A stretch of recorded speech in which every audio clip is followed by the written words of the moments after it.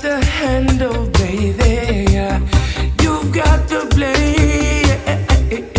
No, I mean, one of my biggest questions and probably for a lot of people is, how does Jahdan go from that to being on Major Laser's album?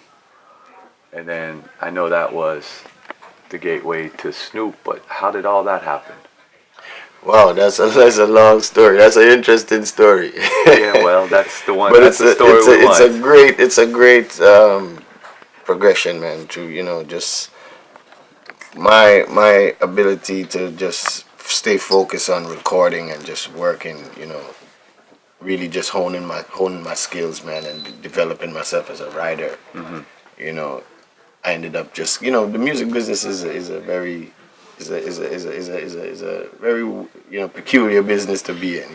You could find yourself working with people that you didn't even expect to be working with, just Right. because of the degrees of association, separation between you and certain people. Yes. But I was working with a virgin of mine by the name of DJ Gravy, who you may know. He's actually he's here in Miami right now around this time too. He was at the 9 Mile Fest. Right. And he introduced me to Diplo. Okay. He was a good friend of Diplo. At that time, I really didn't even know who Diplo was at that time.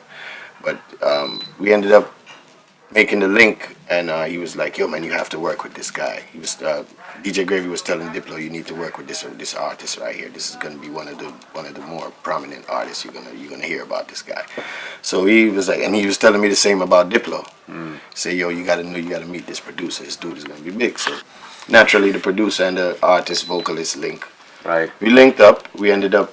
He was about to do the first Major Lazer project at that time, and my he actually sent me a track. He sent over a track to DJ Gravy. DJ Gravy sent me the track and was like, "Yo, this is the one he wants to work with." And at first I was like, because I'm so used to having this particular Luster King sound and this high grade sound, I was like, I don't know if I really like the music necessarily, but I gave it a listen. I was listening to it for about a few days before I started to get this vibe just came to me, but it didn't come instantly.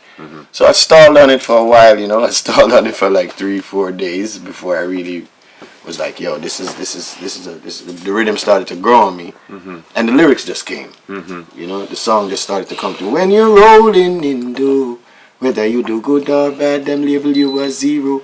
It just came to me, and I was like, you know what? So Dave kept pressing me, yo, man, for right to the rhythm, man, get this thing going, get this beat back to Diplo. No, and meanwhile, I'm like, this guy Diplo, I don't really know who this guy is really necessarily. I'm like, man, push me to get this song done, but I did it. I went in there. I went with my producer, Andrew Bain from Luster Kings. Produced my album Babylon Nightmare, and we knocked it out. We did the song, sent it to Diplo. He loved the music. He was like, yeah, this is the vibe I need for it, because his album Major Lazer, as you know, it's electronic music, dance music. Yeah. But this was one of the more roots songs on the record. I had no idea at that time.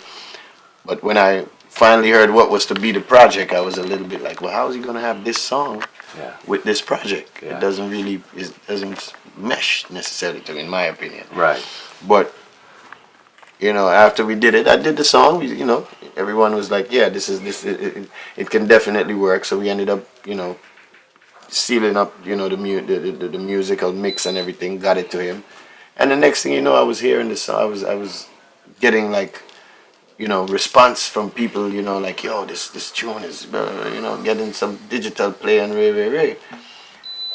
It ended up now where I was supposed to do it. I was supposed to feature again on the second Major Lazer project, which, of course, I was definitely, now I realized who I was dealing with. And, he had gone on to do several big projects after that. And, I went on to do my thing.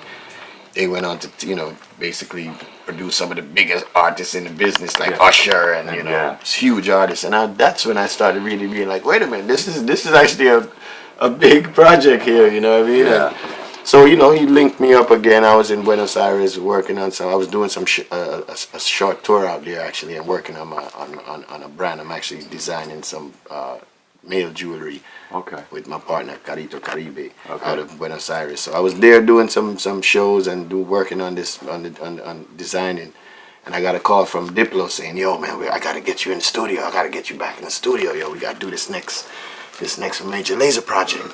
And I'm like, "Oh, we're gonna do this next project." You know, and I'm thinking myself, man, I think, yeah, man, Carl, you know, man, I look for try it, see if we can get my career to really launch on that level. And it turns out the song that I was supposed to do. It turns out he wanted the song. I'd written a song that I think he heard, and he was like, "Yo, I want to work with this song." And he sent me a rhythm and that was, you know, more appropriate for the song. Turns out they wanted to have someone else sing it. At that point, I didn't know it was supposed to be maybe Bruno Mars or Okay. you know, some other artist. And I was like, well, you know, I'd never really, you know, consciously decided to write for other artists at that Right. time. So I was like, oh, you know, why you don't just let me sing my lyrics and let me just do the tune and bust this thing while I go on, you know what I'm saying? So I'm like, all right. But turns out the song ended up getting, they took the song to Wyclef. They took it to Bruno. It didn't work, and then they went to Wyclef, and Wyclef ended up doing the song. You know, Okay. and the song is called "Reach for the Stars." It's actually on the new major laser project. I've got the handle, baby. You've got the blade. So don't try to fight me, girl, 'cause